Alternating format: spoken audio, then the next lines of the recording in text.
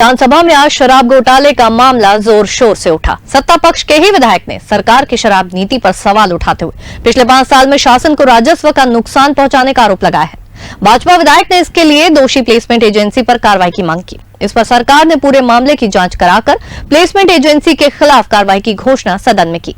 प्रश्नकाल के दौरान भाजपा सदस्य राजेश मूणत ने प्रदेश में संचालित देशी विदेशी शराब दुकानों में आपूर्ति, ओवर रेट और अवैध बिक्री को लेकर सरकार को घेरा। उन्होंने पूछा कि 2019 से 2023 तक शराब की खरीदी किन किन कंपनी से किस दर पर की गई, कितनी कंपनियों ने टेंडर में भाग लिया और एक ही कंपनी को 5 साल तक ठेका क्यों दिया गया। भाजपा विधायक ने ओवर रेट के मामले और उस पर की गई कार्यवाही की जानकारी मांगी। साथ ही उन्होंने पूछा कि प्लेसमेंट एजेंसी पर कार्यवाही क्यों नहीं की गई।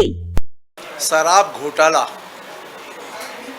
अवैध शराब की बिक्री प्लेसमेंट एजेंसी के माध्यम से, डुप्लीकेट माल सरकार की दुकान से बेचना, यह 3 विषय महत्वपूर्ण थे। इन विषय को लेकर के आज मेरा आबकारी विभाग के ऊपर चर्चा थी। मैंने 19 से लेकर के 2023 तक प्रदेश की आबकारी नीति पर मैंने प्रश्न पूछा कि आप शराब परचेस करने के पहले क्या टेंडर की प्रक्रिया करते हो, क्या क्या कैसे करते हैं। राजस्व की कमी के संबंध में प्रश्न पूछा। प्लेसमेंट एजेंसी जो कर्मचारियों को सप्लाई करती है, जो दुकानों का संचालन करते हैं, उसके बारे में प्रश्न पूछा। और तीनों प्रश्नों में यह स्थिति बनी कि पूर्व भूपेश सरकार जो पूरे देश में शराब का चर्चित घोटाला निकल कर के आया है, उसी का पूरक प्रश्न था।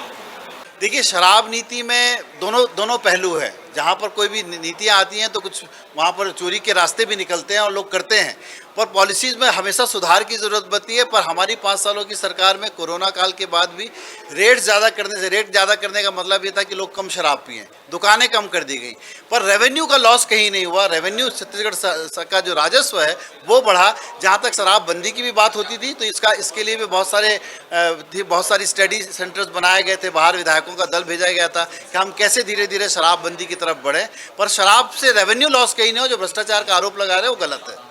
मुख्यमंत्री की अनुपस्थिति में भारत साधक मंत्री श्याम बिहारी जायसवाल ने कहा कि 2013 से बनी शराब नीति के तहत सिर्फ प्रदेश की 3 कंपनी ने टेंडर में भाग लिया। न्यूनतम दर पर ही इन्हें ठेका दिया गया। जांच में ओवर रेट की शिकायत पर प्लेसमेंट एजेंसी के कर्मचारियों पर FIR भी कराया गया और कई लोगों को सेवा से हटाया गया है। स्वास्थ्य मंत्री ने कहा कि अभी इसकी जाँच केंद्रीय एजेंसी कर रही है। अन्य विधायक की मांग पर मंत्री ने शराब के इस घोटाले में लिप्त प्लेसमेंट एजेंसी के खिलाफ जांच के बाद कार्यवाही की घोषणा सदन में की।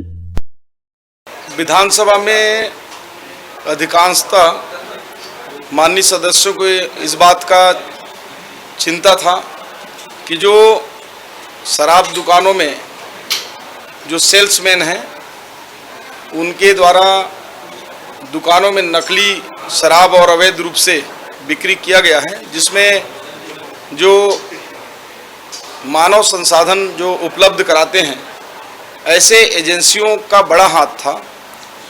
और इस पर कई कार्रवाइयाँ भी हुई हैं, परंतु माननीय सदस्य असंतुष्ट थे और उन्हें ऐसा लगा कि कहीं न कहीं उन प्लेसमेंट एजेंसियों का एक बड़ा हाथ था।